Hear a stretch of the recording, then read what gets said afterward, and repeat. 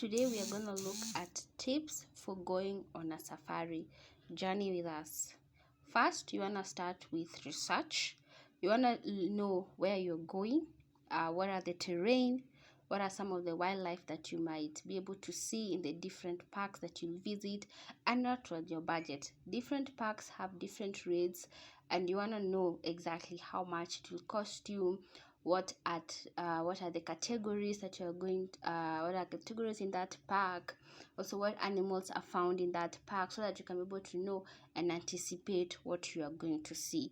And also, it's something you could consider is the best time to visit. If there are things like wildlife migration, what animals are migrating, what are some of the memorable memories you can make, and also the type of accommodation that are easily available. Some accommodation you can be able to find them either just before you get to the park, and some are within the park as well. So it would be good to do your research so that you can be able to know which parks you can easily visit. Other thing to consider is park light and smart.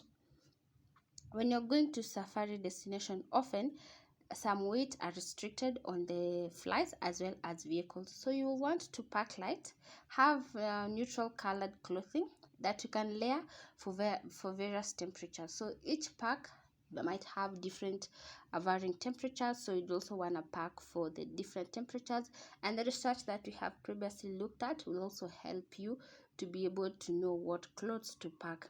Also, don't forget to pack your essentials such as sunscreen, insect repellent. You don't know, this is the wild, you're going to the wild, so you have to have an insect repellent.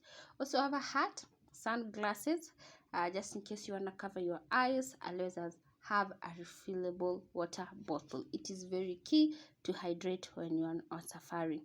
Other thing is always carry your binoculars and your camera. You want to ensure you have a good experience, have a good view, and as much as the animal could be far away, the binoculars might also be helpful for you to have an experience. You can be able to look at and see the different animals, have a good quality and experience.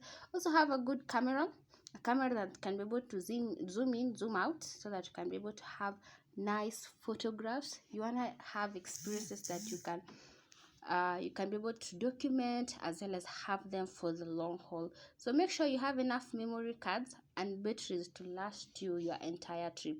You don't want to be cut short during your trip just because your battery ran out, or your memory card was full.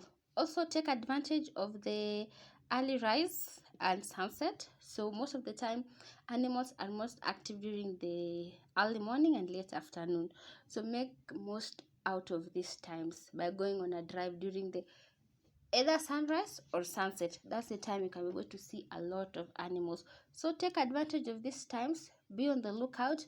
When your guide tells you let's meet very early in the morning, don't feel bad. They know what they are saying, and that's the best time you can be able to have a view of a lot of animals. You'll also have a better chance of spotting wildlife and witnessing incredible natural phenomena like the sunset and sunrise. They are beautiful in the safaris. They are very beautiful. Other thing is respect wildlife and guide.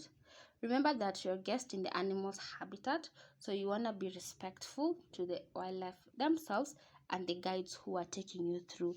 So you follow your guide's instruction, keep a safe distance from wildlife, and avoid making sudden movement to cause any disturbance and to startle them. Also respect the local culture and customs of the area that you are visiting. Remember, you are a visitor when you go to the safari. Stay hydrated and energized. Make sure, remember when you are packing, we talked about the refillable water bottle. It is very important for you to stay hydrated during your safari and energized. So safaris can be very physically demanding when you're on a vehicle for long hours or when you're walking in the bush. So it's important for you to stay hydrated by drinking plenty of water and keep your energy boosting with snacks like nuts, dried fruits, and energy bars on hand. It would come in handy for you to be able to make sure that you enjoy your safari by being energized. Other thing is to be flexible and patient. Wildlife sightseeing are never guaranteed, so be prepared to be patient and flexible. You never know. You might not spot an animal, you might spot an animal, you might be looking for the cheetah that is only in that park. So you really have to be very patient. Enjoy the beauty of the nature and the adventure of the unknown. Sometimes the most unexpected encounters make the most memorable experience.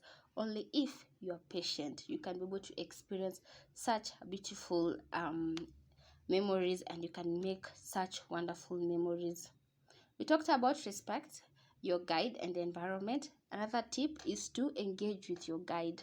Your guide are very knowledgeable. They have been in the parks, they have been on safaris way many times, and they are knowledgeable of their environment, of their ecosystem. They have so much knowledge that they can be able to share. Indulge with them. They will tell you more about the wildlife behavior as well as conservation efforts that have gone through in the different parks. Do not hesitate to ask any questions and engage with them to learn more about the ecosystem that you are exploring. Other thing is to observe quietly. When you spot a wildlife, observe quietly to avoid sudden movement or noises that can disturb them, so that you can have a better view and a peaceful safari. This will allow you to witness their natural behavior and interaction without causing unnecessary stress to the animals. You don't want to stress the animals, you just want to enjoy the experience.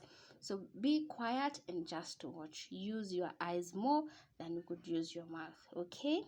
Last but not least, respect the environment.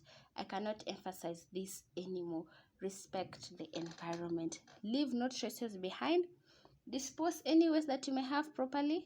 Avoid littering. You don't want to leave plastic bottles, papers on the floor, and follow the designated trails to minimize your impact on the environment when you're there.